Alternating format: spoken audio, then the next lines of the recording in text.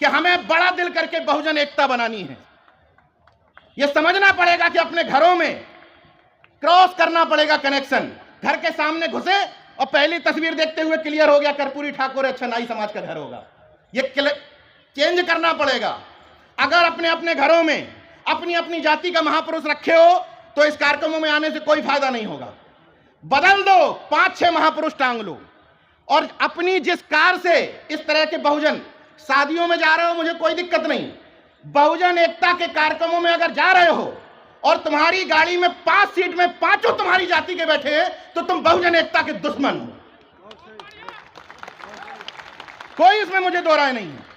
और अगर तुम्हारी भावनाएं तब जागरूक होती हैं कि आज मेरे महापुरुष, मेरे जाति के महापुरुष की जयंती है, तब मेरी भुजाएं फड़फड़ाने लगी कि अरे कहीं जयंती नहीं मन रही, तो तुम बहुजन एकता के दुश्मन हो।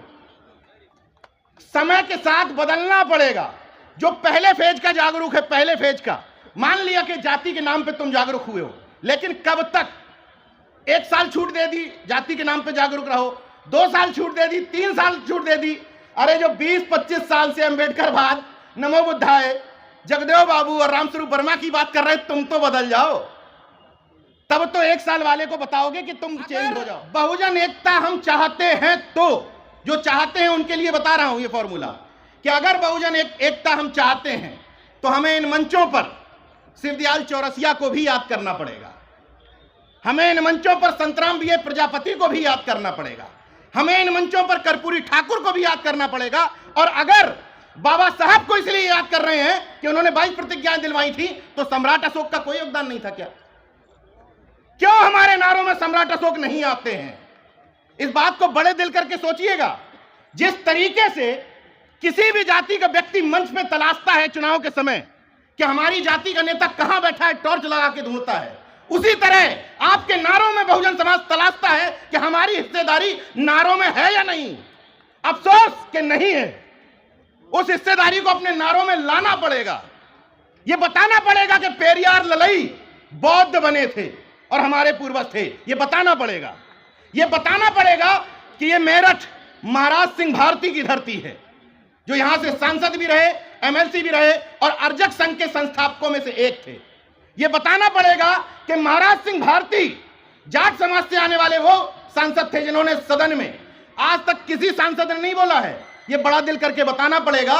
महाराज सिंह भारती ने सदन में बोला था कि मेरे मरने के बाद इस सदन में मौन न रखा जाए, क्योंकि मैं आत्मा परमात्मा में भरोसा नहीं रखता। कि पश्चिम उत्तर प्रदेश में माना जाता है कि विचारधारा तैयार नहीं हो सकती। आपने पश्चिम उत्तर प्रदेश में करके दिखाया, इसके लिए आपको बहुत बहुत साधुवाद और इस्तकबाल है। जागरूक क्यों नहीं होंगे? मुझे गर्व है कि जिस मेरठ में ये बोल रहा हूं, ये धन सिंह कोतवाल की क्रांति की धरती है। जिस मेरठ में मैं बोल रहा हूं, ये माता दीन भंगी की क्रांति की धरती है। अभी मेरे बड़े भाई रतनलाल जी बोल रहे थे तो मुझे भी इतिहास की बात याद आ गई कि जहां पर बोल रहा हूं यहीं बगल में 1857 की क्रांति हुई थी, और वो क्रांति माता दीन भंगी की वजह से हुई थी, और वो क्रांति धन सिंह कोतवाल की वजह से हुई थी। तो हमें उस इतिहास को जानना चाहिए। ये मैदान इस बात का गवाह है कि हमारे इतिहास को दबाने की कोशिश की गई। तुम्हारा शिवाजी महान कैसे? तो उनके साथ एक जोड़ दिया गया कि दादाजी कोणदेव की वजह से महान, जबकि दादाजी कोणदेव का शिवाजी के जीवन में कोई योगदान नहीं। तुम्हारा चंद्रगुप्त मौर्य महान कैसे? तो जोड़ दिया एक चाणक्य नाम का कैरेक्टर, जबकि इतिहास में चाणक्य का कोई उल्लेख नहीं। कोई विदेशी जितने भी इतिहासकार आए उन्होंने कहीं उल्लेख नहीं किया। तुम्हारा कबीर इतना महान कैसे? तो जिन मनुवादियों को कबीर का जन्म नहीं पता कि कब हुआ था, वो बताते हैं कि विधवा ब्राह्मणी के गर्भ से हुआ था। जन्म की तिथि नहीं पता, विधवा ब्राह्मणी के गर्भ से हुआ था ये पता है। इसलिए इतिहास को चुस्त दुरुस्त करने की जरूरत है।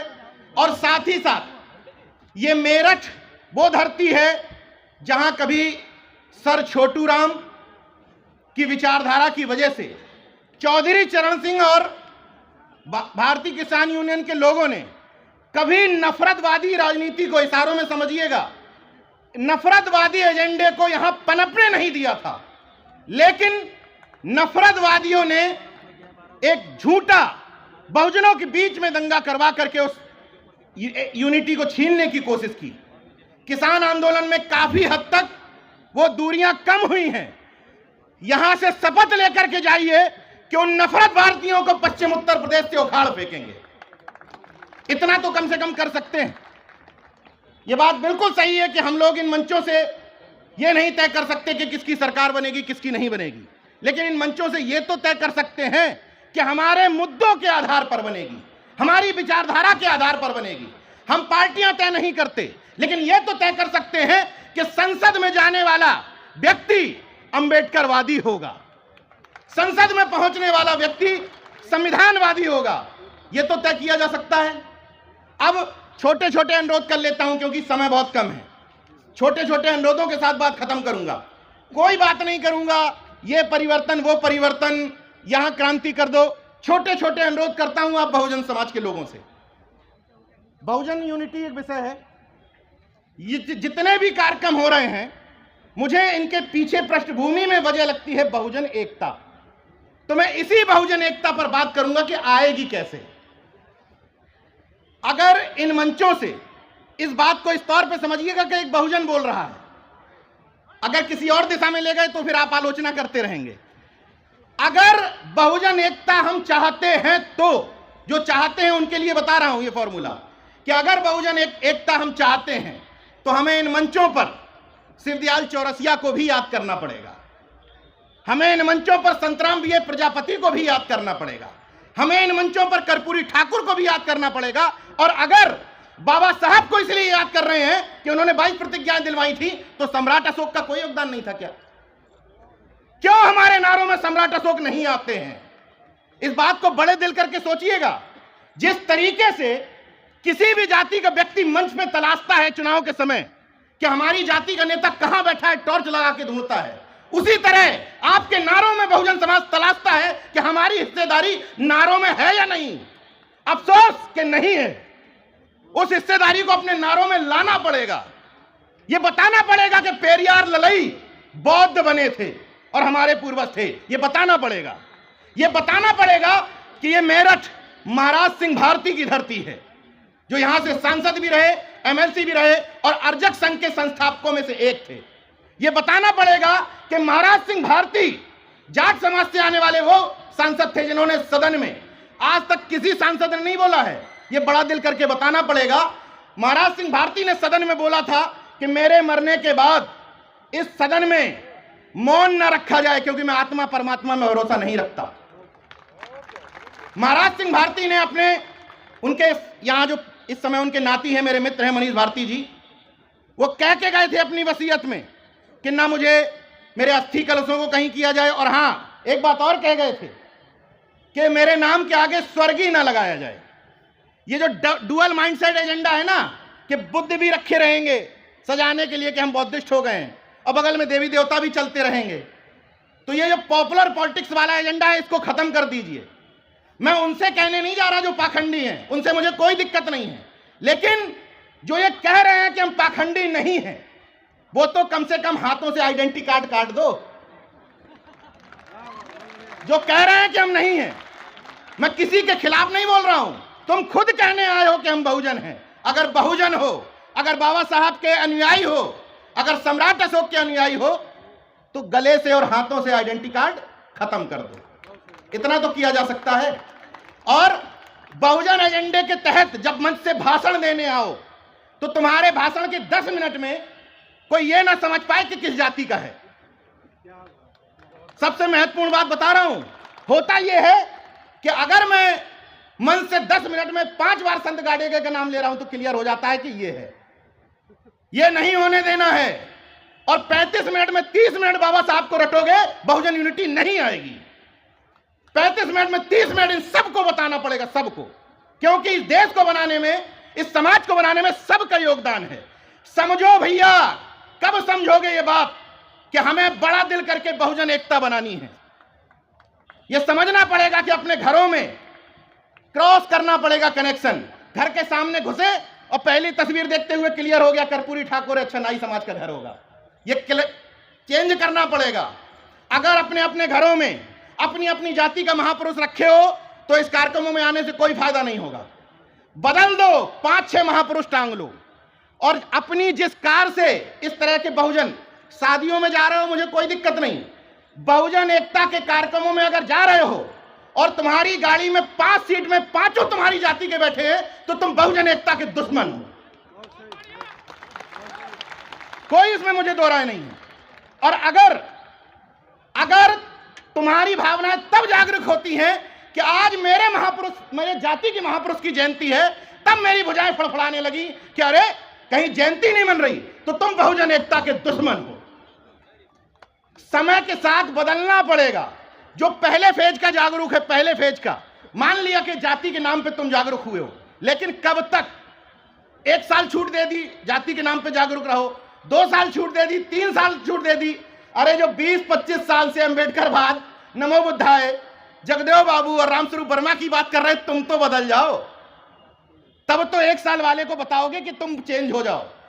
25 पर बताइए, ओबीसी तो मूर्ख था, तो जो होशियार थे, जो 30 साल पहले बाबा साहब को समझ गए थे, वो खटीक में ट्रांसफर क्यों नहीं कर पाए अंबेडकरवाद? वो पासियों में ट्रांसफर क्यों नहीं कर पाए अंबेडकरवाद? हमारी गलती, हम तो मूर्ख थे, हम तो कावड़ हो रहे थे। महत्वपूर्ण सवाल है ये। इसलिए मेरे जैसे व्यक्ति को भी आरएसएस ट्राई करती है, मेरे जैसे व्यक्ति को जो सब कुछ स्पष्ट है। केवल गूगल पे नाम डालिए नीरज भाई पटेल, सब कुछ स्पष्ट हो जाएगा कि क्या हूं। मेरे जैसे व्यक्ति को आरएसएस ट्राई करती है और आप अपने घर के बगल के व्यक्ति को ट्राई नहीं मारते। अरे छोड़ो यार, वो तो पाखंडी है। ट्राई मारिए, ट्राई।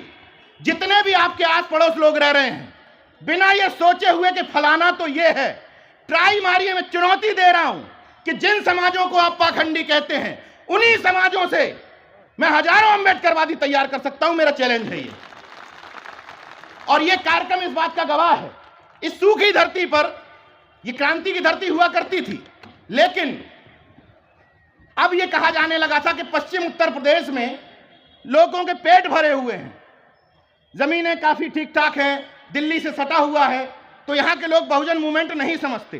सोचिए कि एक व्यक्ति अभी कुछ दिन पहले लखनऊ में कार्यक्रम करने के बाद 3 महीने से यहीं डेरा डाल दिया। तो भंते सुमित रतन जैसा एक व्यक्ति सीमित संसाधनों के साथ इतना बड़ा आयोजन कर सकता है, तो आप तो यहीं के हो, आप क्या नहीं कर सकते? तो भंते जी को अगली बार, अभी आप दूसरे जगह का व्यक्ति आपको बुलाया, आइए हम कार्यक्रम करेंगे आपके पूर्वजों पर। अगली बार आप कार्यक्रम करिएगा और इनको बुलाइएगा कि आइए हम कार्यक्रम कर रहे हैं और आपको इस मंच पे बुला रहे हैं। तब इन कार्यक्रमों की सार्थकता होगी। और एक अंतिम बात के साथ बात खत्म कर दूंगा, क्योंकि बहुत सीनियर लोग बैठे हुए हैं। एक और समस्या है सामाजिक संगठनों के साथ, हम ही हैं। मेरा अनुरोध यह है कि जितने भी सामाजिक संगठन के पुरोधा है, वो ये सोचे कि हम भी हैं।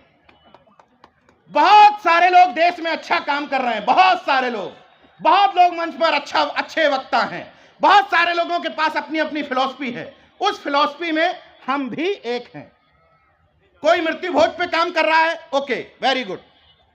कोई सामाजिक परिवर्तन के काम कर रहा है, कोई बुद्धिज्म पे काम कर रहा है, कोई अंबेडकर बात पे काम कर रहा है, कोई अर्जक बात पे काम कर रहा है। हमें एक बात समझनी है कि जब सामंती और मनुवादी आपस में खूब लड़ते हैं, लेकिन जब उनको आपके अधिकार छीनने होते हैं बहुजनों के और ओबीसी एससी के, तब एक हो जाते हैं। तो मैं आपसे ये अनुरोध करने आया हूं कि आपस में खूब झगड़ा कर लो, नाली का, खड़ंजा का, सब खूब झगड़ा कर लो, लेकिन जब मंच सजा हो जातिवार जनगणना को लेकर, जब मंच सजा हो प्रमोशन में रिजर्वेशन को लेकर, जब मंच सजा हो स्कूलों के लिए, विद्यालय के लिए, आरक्षण के लिए, तो भले ही तुम्हारा विरोधी कार्यक्रम कर रहा हो, चुपचाप जाकर के बैठ जाओ, मुद्दे पर बैठ जाओ, मुद्दे पर सपोर्ट कर दो, बाकी फिर लड़ लो। कह दो भाई तुम्हारे यहां खाना खाने नहीं आएंगे, इतना बड़ा दिल हम नहीं दिखा सकते, जो प्रैक्टिकल बात कर रहा हूं। लेकिन जब मुद्दों की बात आ जाए तो उस भीड़ में बढ़ाने में शामिल हो जाओ। और सामने वाला कहे भाई जय मूल निवासी, कोई तकलीफ नहीं, जय मूल निवासी, नमो बुद्धाय, नमो बुद्धाय, जय भीम, जय भीम, जय फातिमा, जय फातिमा। क्या दिक्कत है कि सामने वाला क्या कर रहा है? कोई जरूरी है कि हमारा संगठन, हमारा बैनर, हमारा नारा, तभी ये देश बाबा साहब का या बुद्धिस्ट देश बनेगा? एजेंडा ये होना चाहिए कि तुम कुछ भी सामने से बोलोगे जो हमारी बहुजन एकता में शरीक होगा, हम वो इस तरफ से बोल देंगे। बस नफरत वाला, भ्रुक्ति तान करके दूसरे को चढ़ाने वाला, सांप्रदायिक ताकत को बढ़ाने वाला जय जय श्री राम नहीं करेंगे। इतना तो तय करना पड़ेगा कि हम इस तरफ हैं और इस तरफ नहीं हैं। और इसीलिए राजेंद्र पाल गौतम जी जिस मंच पर हैं, उस मंच पर बगली में बैठे हैं, तो वहां से थोड़ी सी एनर्जी इस तरफ को आ रही थी, तो एक चीज याद आ गई। जैसे 22 प्रतिज्ञाओं की बात हुई, तो मैं सिंपल शब्दों में यह पूछना चाहता हूं कि भारत का संविधान धर्मनिरपेक्षता की बात करता है। उसका मतलब यह है कि किसी को शिवलिंग में भरोसा है, तुम्हारी इच्छा, कोई दिक्कत नहीं हमें। किसी को मस्जिद में भरोसा है, किसी को क्रिश्चियनिटी में भरोसा है, हमें कोई दिक्कत नहीं। किसी को बुद्धिज्म पे भरोसा है। वही भारत का संविधान हमारे जैसे लोगों को यह इजाजत देता है कि इसमें तकलीफ कहां है कि हम कह रहे हैं कि मैं ब्रह्मा विष्णु महेश को ईश्वर नहीं मानता। नहीं मानता तो नहीं मानता यार, जबरदस्ती बनवा लोगे क्या? ये तो हमारे व्यक्तिगत विषय है ना, ये तो हमारा निजी विषय है कि हम नहीं मानते। नहीं मानते तो नहीं मानते। उसी तरीके से अभी एक आया कि वो ताड़न का शब्द बदल दिया, खत्म कर रहा हूं, तो हम सब लोगों को उसी ताड़न का अर्थ जो इन्होंने बताया है, उसी ताड़न का अर्थ हम लोगों को भी लागू करते हुए कहना है कि सामंती, मनुवादी और चुटियाधारी ये सब ताड़न के अधिकारी। नहीं, ताड़न का अर्थ क्या है? तो बस हम शिक्षा की बात कर रहे हैं, हम संवैधानिक लोग हैं, हम लोग संवैधानिक लोग हैं, हम लोग शिक्षा की ही बात कर रहे हैं। तो शिक्षा देना जरूरी है कि नहीं? तुम हमको क्यों दोगे, तुम हमसे बदले में भी लो। इन्हीं शब्दों के साथ बात खत्म करता हूं। नाक छोटी कर लीजिए, दिल बड़ा कर लीजिए, मुद्दों पर एकजुट हो जाइए, यूनिटी को बढ़ाने के लिए क्रॉस सेनेशन करिए, अंतरजातीय विवाह करिए। जिस तरीके से शिवाजी की मां जीजाबाई और उनके पिता शाहजी भोसले का अंतरजातीय विवाह हुआ था, तो शिवाजी जैसी संतान पैदा हुई थी। तो अगर अंतरजातीय विवाह करोगे, बहुजन एकता बनेगी और परम प्रतापी संतान भी जन्म लेगी। अपनी अंतिम शब्दों के साथ बात खत्म करूंगा।